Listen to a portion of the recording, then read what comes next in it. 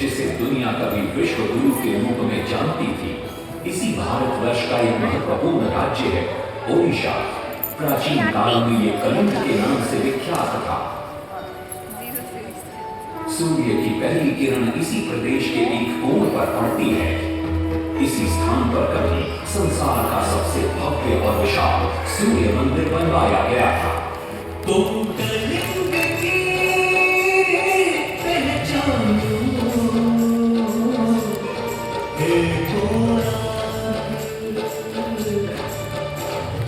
इतिहास का स्वाभिमान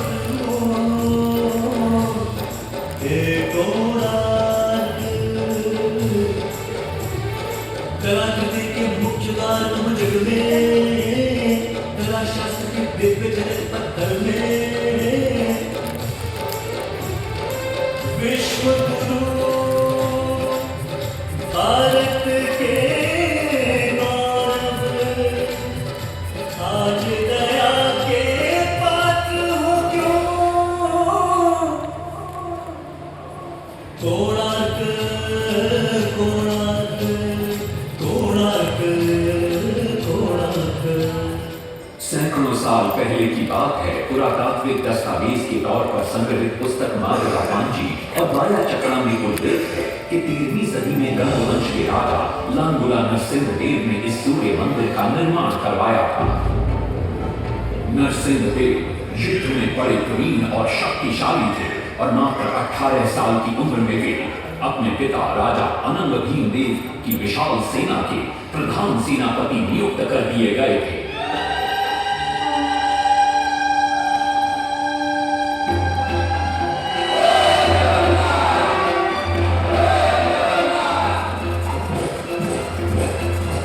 सेनापति बनने के बाद नरसिंहदेव ने अपने कुशल नेतृत्व से दक्षिण के कई आक्रमणकारी राजाओं को युद्ध में हराया।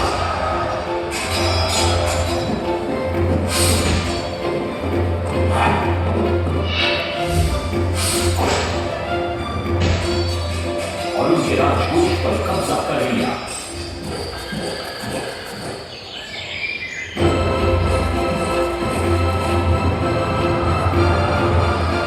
तत्पश्चात उन्होंने विजय ढूंढा जिसे आज हम वारंगल के नाम से जानते हैं।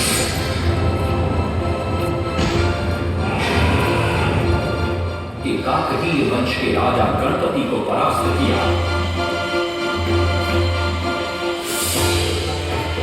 और उनके राजकोष पर भी कब्जा कर लिया। 3 वर्षों तक निरंतर युद्ध के पश्चात जब वे बहुत सारी धन संपदा लेकर कलिंग लौटे तो राजमहल में उनका भव्य स्वागत हुआ।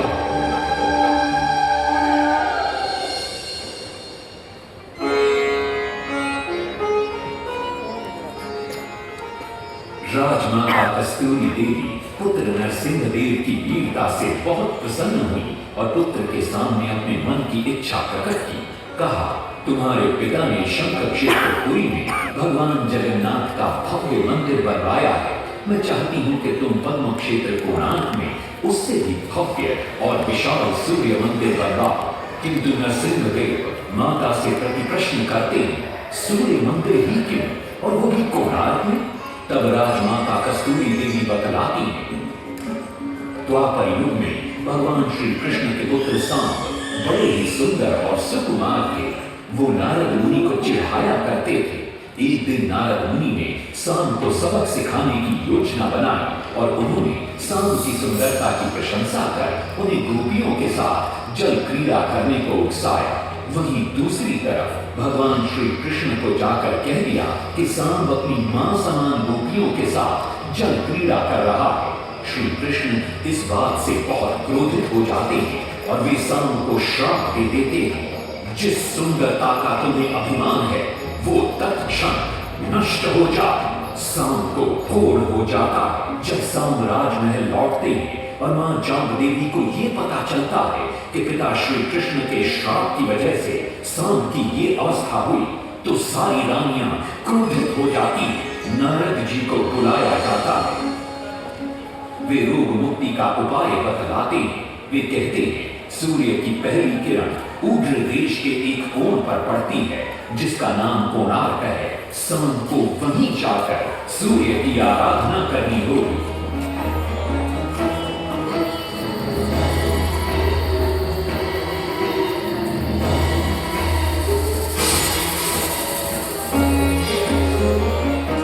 बहुत ही लंबी और कठिन यात्रा के पश्चात शाम अपने सैनिकों और सेवकों के साथ कोणार्क की चंद्रभागा नदी के तट पर पहुंचते हैं और नित्य प्रातः स्नान के बाद सूर्य की आराधना आरंभ करते हैं।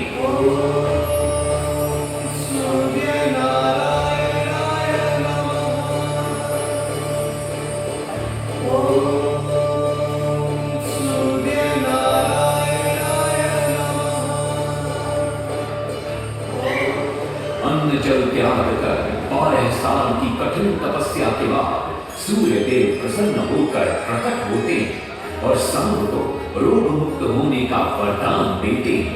पुत्र, आज रात्रि के चतुर्थ प्रहर में स्नान करते समय नदी के तल में तुम्हें एक वस्तु मिलेगी। वो मेरा ही प्रतिरूप होगी। उसका स्पर्श पाते ही तुम इस कोढ़ रोग से मुक्त हो जाओगे। स्नान के पश्चात शाम जब नदी से बाहर आते हैं तो वो रोग मुक्त हो चुके होते हैं। उनके हाथ में एक छोटा सा पत्थर है। उनके सुंदर और सुकुमार शरीर को देखकर सारे अनुचर और सिपाही प्रसन्न होते हैं। शाम उस पत्थर को वहीं स्थापित कर एक छोटा सा मंदिर बनवाते हैं। लेकिन जब उन्हें ज्ञात होता है कि सूर्य पूजा का विधि विधान यहाँ किसी को पता नहीं है तो वे चिंतित हो जाते हैं। वे ध्यान में बैठते हैं। सूर्य देव पुनः प्रकट होते हैं और शाम के पूछने पर बतलाते हैं कि दूर पश्चिम में साक्य देश के मादा ब्राह्मण पूजा की विधि विधान जानते हैं। शाम साक्य देश की ओर निकल पड़ते हैं जो आज का ईरान है। महीनों की लंबी यात्रा के बाद सांप 18 मादा ब्राह्मण परिवारों को साथ लेकर कोणार्क लौटते हैं और सूर्य मंदिर में पूजा शुरू हो जाती है। राजमाता कस्तूरी देवी नरसिंह देव को बतलाती है कि विवाह के कई वर्षों बाद तक जब हम निसंतान थे, मैंने भी उस सूर्य मंदिर में पूजा अर्चना की और तुम पुत्र रूप में मुझे प्राप्त हुए। माता की बात सुनकर नरसिंह देव मां को कोणार्क में संसार का सबसे भव्य और विशाल मंदिर बनाने का वचन देते। सदाशिव सामंतराय महापात्र जो शिवई सांतरा के नाम से लोकप्रिय थे, वे अपने सहयोगी भीसु महाराणा के साथ मंदिर का प्रतिरूप बनाते हैं और नरसिंह देव के समक्ष प्रस्तुत करते हैं। नरसिंह देव मंदिर का प्रतिरूप देखकर अभिभूत हो जाते हैं और शीघ्र मंदिर निर्माण कार्य आरंभ करने का आदेश देते हैं। दूर दूर से बड़े बड़े पत्थर लाए गए, जितने पत्थर डाले गए सारे टूट गए। आपने तो डाला, उसमें डाले गए, नहीं पता डाला, सारे टूट गए। सिर्फ शांत ना होवे परेशान, किस विधि मंदिर बने। सिर्फ शांत ना होवे परेशान, किस विधि मंदिर बने। एक दिन वे चिंतामग्न कोणार्क लौट रहे थे, तभी उन्हें प्यास महसूस हुई। उन्हें पास ही में एक कुटिया दिखाई पड़ती है जहाँ एक बूढ़ी औरत से उनकी भेंट होती है। शिवई सांतरा पानी मांगते हैं। बूढ़ी औरत पानी के साथ गरम गरम भोजन भी लेकर आती है। वे थाली के बीच में हाथ डालते हैं जिससे उनका हाथ जल जाता है। तब वो बूढ़ी औरत मुस्कुराकर कहती है, तुम तो शिवई सांतरा की तरह बीच से भोजन उठाकर खा रहे हो। ये सुनकर शिवई सांतरा को अपनी भूल का एहसास होता है। माता रामचंडी ने उपाय सुझाया, समझे शिव सांतरा।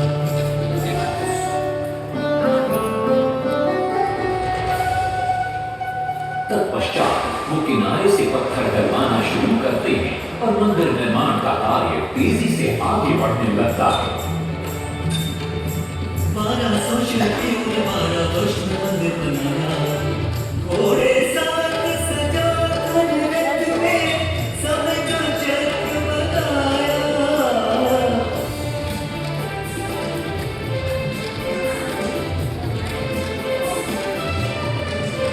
दूसरी तरफ कलिंग के उत्तर के राज्यों के नवाबों के बार बार राज्य पर आक्रमण हो रहे थे। इन आक्रमणों से क्रोधित होकर नरसिंहदेव अपनी विशाल सेना को लेकर युद्ध के लिए निकल पड़े।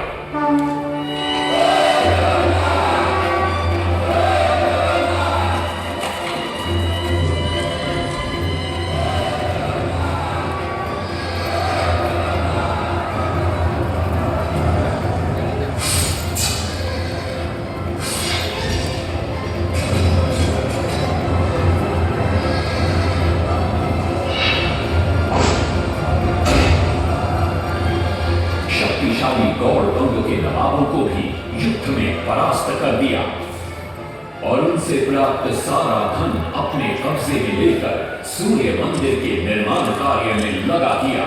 1200 कारीगरों के अथक प्रयास से 12 साल बाद विशाल और भव्य सूर्य मंदिर बनकर तैयार हुआ। उस समय के लोगों में वास्तुशास्त्र, ज्योतिष शास्त्र और खगोल शास्त्र का जो ज्ञान था, उसे देखकर आज के बड़े बड़े वैज्ञानिक भी आश्चर्यचकित रह जाते हैं। कई प्रयासों के बाद भी मंदिर के गुंबद पर कलश स्थापित नहीं हो पा रहा था। क्रोधित नरसिंहदेव ने आदेश दिया कि कल प्रातः काल तक यदि कलश स्थापित नहीं हुआ तो सबके सर धड़ से अलग कर दिए जाएंगे।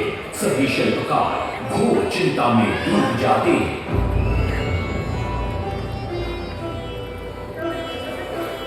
दूसरी तरफ मुख्य शिल्पकार बीसू महाराणा का 12 साल का बेटा धर्मपद सूर्य मंदिर के प्रतिरूप पर कलश बिठाकर प्रसन्न होता है और मां के सामने अपने पिता से मिलने की इच्छा व्यक्त करता है। मां अपने बागीचे के पेड़ पोटली में बांध कर देती है और कहती है, अपने कुत्ते बलिया को साथ लेकर कोणार्क जा। बलिया अपने मालिक को पहचान लेता है और बीसू महाराणा से निपट जाता है। धर्मपद अपने पिता को प्रणाम करता है और अपना परिचय देता है। सबको चिंता में देखकर वो अपने पिता से इसका कारण पूछता है। कारण जानकर धर्मपद कहता है, अगर आप आज्ञा दें तो मैं मंदिर के गुंबद पर कलश स्थापित कर सकता हूं। शिवेर सांतरा धर्मपद को अनुमति दे देती है।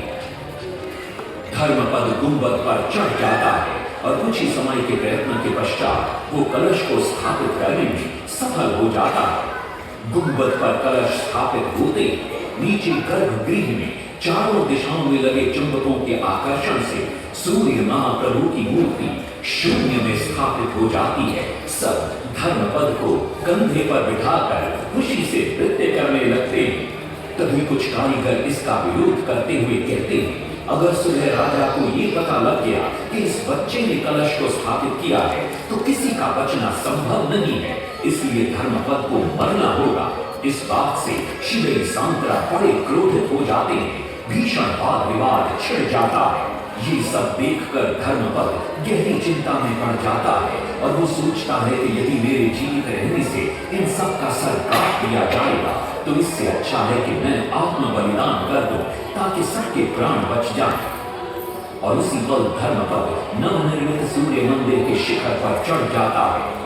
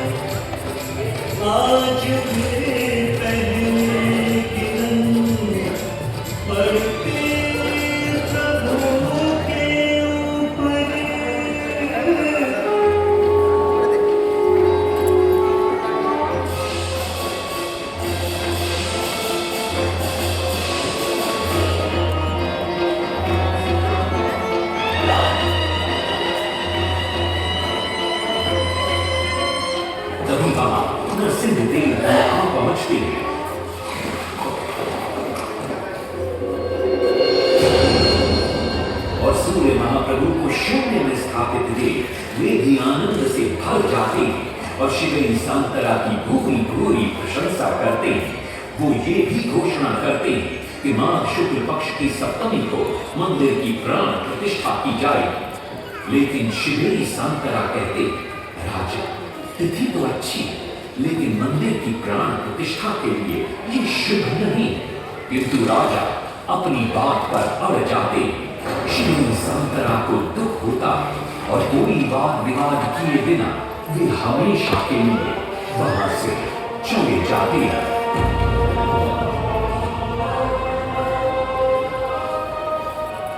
पूर्व निर्धारित तिथि पर मंदिर की प्राण प्रतिष्ठा संपन्न होती है।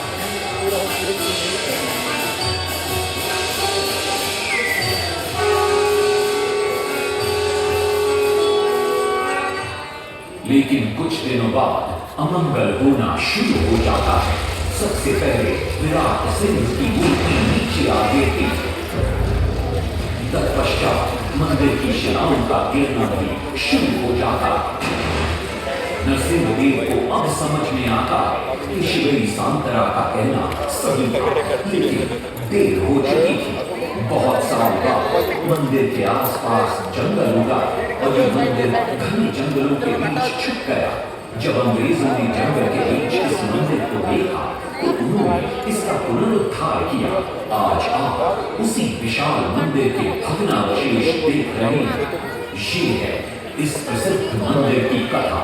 अब इस कथा में कितनी सत्यता है और कितनी कल्पना है, ये तो किसी को नहीं मालूम, लेकिन ओडिशा की जनश्रुतियों में यही कथा विद्यमान है।